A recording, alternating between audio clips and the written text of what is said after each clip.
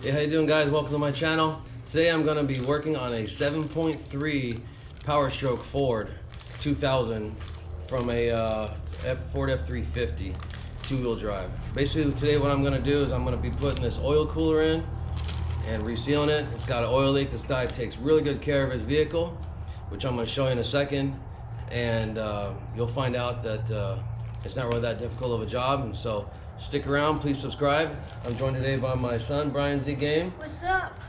And he's gonna give me a hand with filming it and, you know, handing me tools and stuff like that. So stick around, thanks for tuning in, and let's get started. Check out this motor.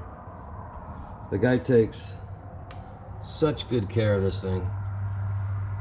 Aftermarket, nice pretty blue charged air cooler hoses. All that nice pretty blue coolant reservoir tank. It's nice.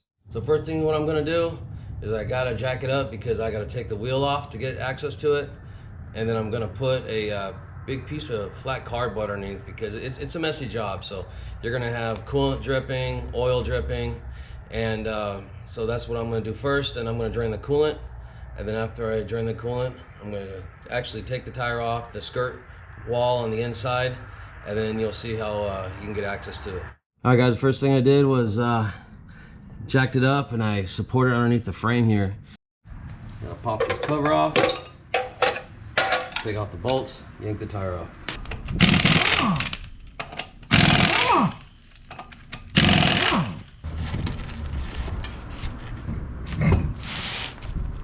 Alright, so next we got all these bolts. I don't know if you can see them, but there's little tiny ones right here.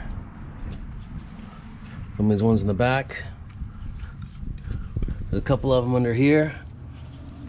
Take those out. And you gotta take this skirting, we gotta take it out so that we can get better access to the oil cooler.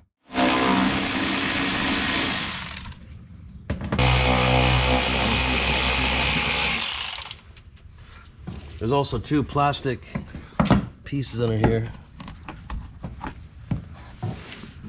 You know what they call them? There we go. All right, now I got all the bolts out. I can start taking this plastic piece out.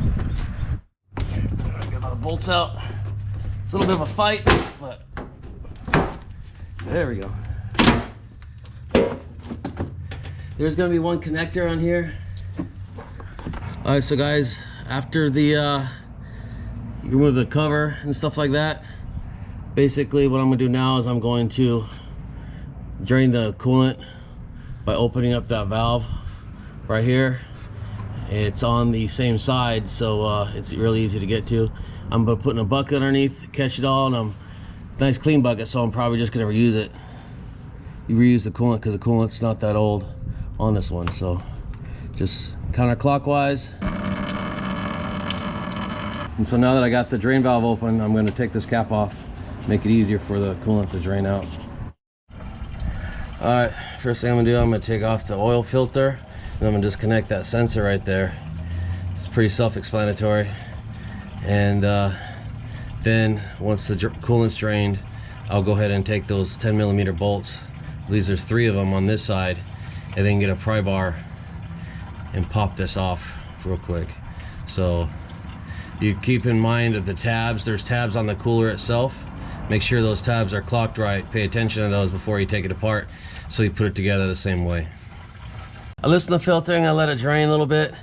This sensor right here, just gonna kind of work the tabs a little bit with the screwdriver, and then pull on it, and it'll come right out. I don't want to break them, so there we go. That pulls right out. Some people will say not to pull the tire off and do all that, but I did that so that I could pull that first part of the oil cooler off and then reseal it, and it's easier to get access to it. It's a little bit extra work, but I think it's worth it. You want to do a good job of resealing it and making sure it doesn't leak anymore.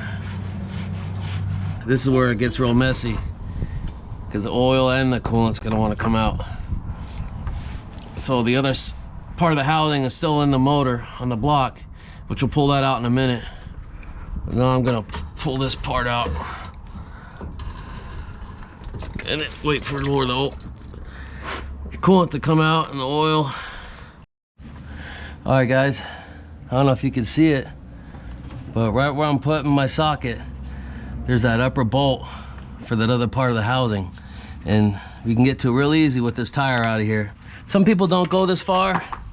They don't pull that other piece out because they say it never leaks, but I'd rather just replace the seal. They're paying me to do the job, so I'd rather just make sure it's done correctly. One of the reasons why these things leak, these O-rings, until they get flat. You guys remember I told you to put that cardboard underneath there? Well, that's because it is a messy job.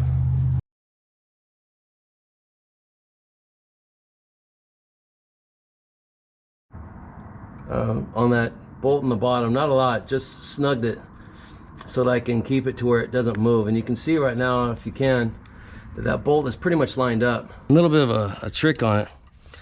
You see how it's kind of loose on there. If you don't want it to come out of the socket, you could either get one with a magnet or take a little shop towel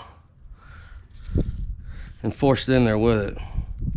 And what that'll do, see, it'll keep it from coming out. No problemo. So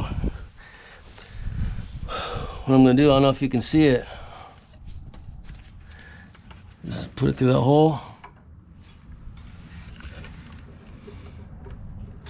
Here we go. Move it around. See if I can get it started. There we go. Let's just pull it out. You can see that towel still on it. So just grab it and pull it off. So you're started. Don't make sure that gasket didn't slip. What you don't want is the gasket to slip to the side, and we go to fill it up, and all of a sudden you got a fat leak. All right, guys, so I'm about ready to stab this back part. When I clean this up, this little area, it's rough. It's like kind of cavitated.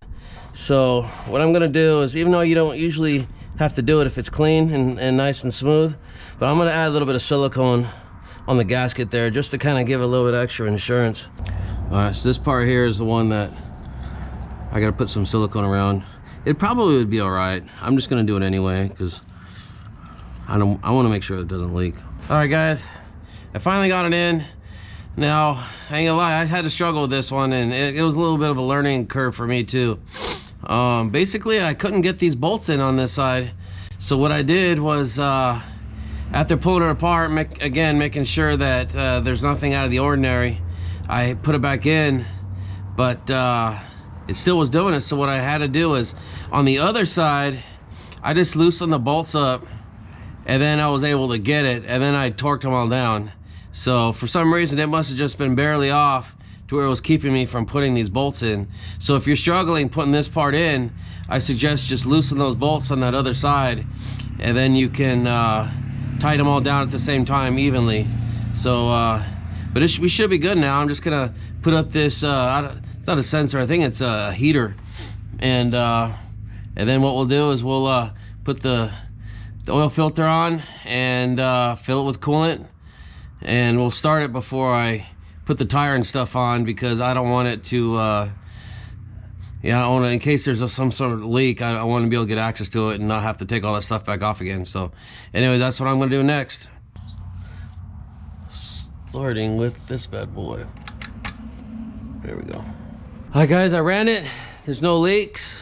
But I still got to go for road test and get it up to temperature so that it'll burp some of the air out. There's still some leftover coolant, so I'm hopefully gonna be able to get all that back in there, and it should be good to go. So anyways, what I'm gonna do now is that I'm gonna put that inner cover on, and then the tire, and then torque the wheel, and it goes back in.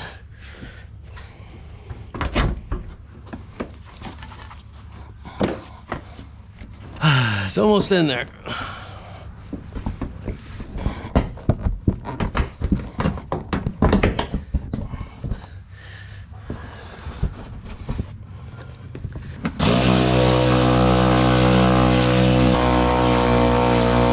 All right, guys, I'll put the tire on, and now I'm going to torque it in a star shape pattern. And the torque spec's actually 148 pounds, so that's what I'm going to go to right now. As you can see, I just kind of put it on a little bit, then I lowered it. That way I'm not fighting against the tire while I'm trying to torque it. So let's get to torquing it. 1, 2, 3. Go around, make sure they're all torqued, and they are. Put it on. All right, guys, that's it. It's time for the test drive. Please subscribe. Thanks for watching. Later.